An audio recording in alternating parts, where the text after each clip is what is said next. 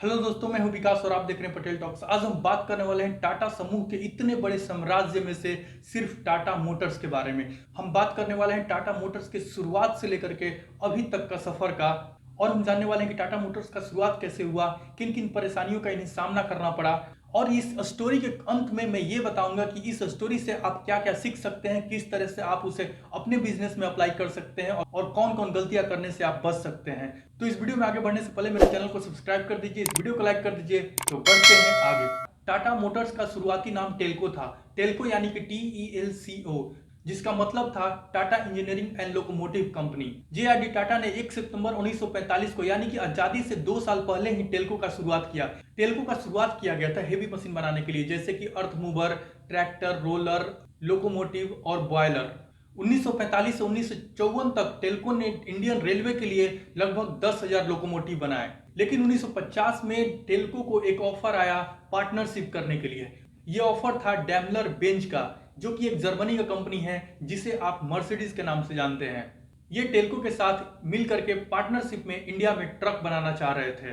अभी तक मर्सिडीज भी जर्मनी से बाहर नहीं निकला था और वो पहली बार इंडिया में आकर के टेल्को के साथ मिलकर के ट्रक बनाने के बारे में सोच रहा था, जिसके लिए उसने ऑफर दिया टेल्को को पार्टनरशिप करने को। लेकिन 1950 में टेल्को ने वो ऑफर ठुकरा दिया, क्योंकि डैमलर बेंच की तरफ से जो भी प्रस्ताव रखे गए थे उसे टेल्को ने मानने से इनकार कर दिया। फिर 1954 में टेल्को ने अपना ड्राफ्ट तैयार किया और अपने शर्तों के साथ डैमलर के साथ पार्टनरशिप किया। और ये पार्टनरशिप दो अलग अलग देश के, दो अलग अलग कंपनी के अलावा दो अलग अलग तरह से तैयार किए हुए इंजीनियर्स और लेबर का भी था।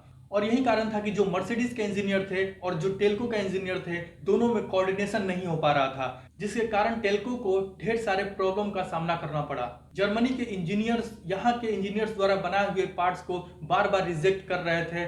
और 1954 में ही टाटा और मर्सिडीज ने मिलकर के अपना पहला ट्रक लॉन्च किया। 1954 से 1965 तक टाटा और मर्सिडीज ने मिलकर लगभग 1 लाख ट्रक बनाए और मार्केट में सेल किए। जब दोनों कंपनी ने मिलकर के मार्केट में पकड़ बना लिया था, अपने पैर जमा लिए थे, तब किसी कारणवश टाटा और मर्सिडीज दोनों अलग अलग हो गए। तब 1969 में दोनों का पार्टनरशिप टूटने के बाद टाटा ने अपना इंडिपेंडेंट ट्रक लॉन्च किया। टाटा ने 1977 में अपने पुणे प्लांट से पहला कमर्शियल व्हीकल तैयार किया। 1986 में टाटा ने एक ट्रक लॉन्च किया जिसने टाटा को एक नई ऊंचाई पर पहुंचाया। वो ट्रक था टाटा 407, जो कि पॉपुलर हुआ 407 के नाम से। इस ट्रक ने पहले का सारा रिकॉर्ड तोड़ दिया और ये टाटा को नई ऊंचाई पर पहुंचाने में मदद किया। ट्रक मैन्युफैक्चरिंग में पैर जमाने के बाद, अपना ब्रांड बनाने के बाद और एक वैल्यू क्रिएट करने के बाद टाटा ने अब पैसेंजर में अपना कदम रखा, पैसेंजर व्हीकल में अपना कदम रखा और 1991 में लॉन्च किया टाटा सीरा। 1992 में टाटा स्टेट और 1994 में टाटा सुमो। टाटा ने टाटा सुमो का नाम टेल्को के पहले CEO सुमंत मुलगांवकर के नाम पर रखा था। 1988 में टाटा मोटर्स ने इंडिका लॉन्च की। ये रतन टाटा का ड्रीम प्रोजेक्ट था और इसमें रतन टाटा ने बहुत मेहनत की थी और ढेर सारा पैसा लगाया था। लेकिन शुरुआत में इंडिका फ्लॉप साबित हुई, जिसके कारण टाटा मोटर्स को बहुत सारा नुकसान उठाना पड़ा।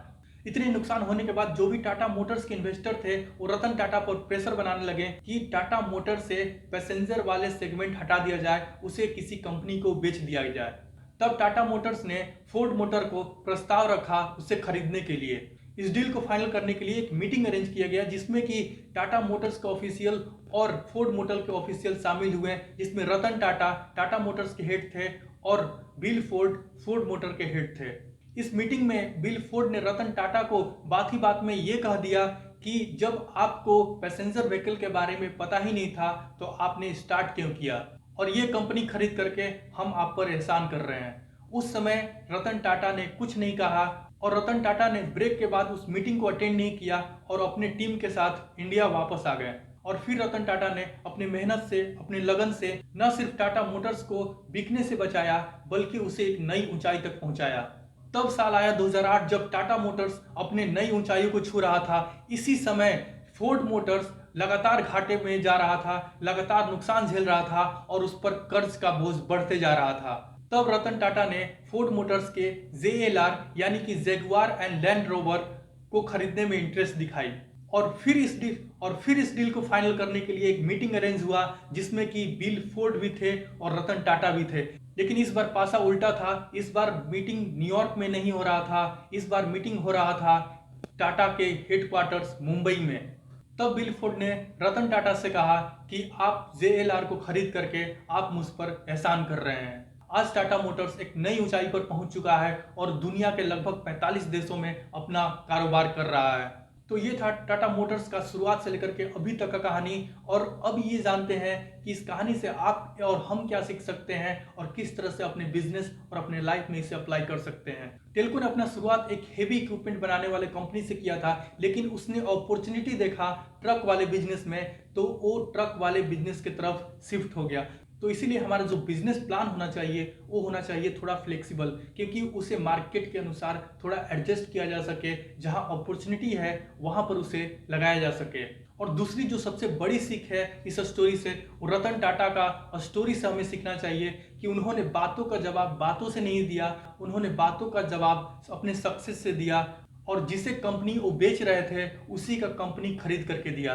तो बस आज के लिए इतना ही। अगर आप टाटा मोटर्स के बारे में कुछ और जानते हैं तो कमेंट बॉक्स में जरूर बताएं, या कुछ भी कहना चाहते हैं, कुछ भी बताना चाहते हैं, कुछ भी पूछना चाहते हैं तो कमेंट बॉक्स में जरूर लिखें। तो मिलते हैं अगले वीडियो में।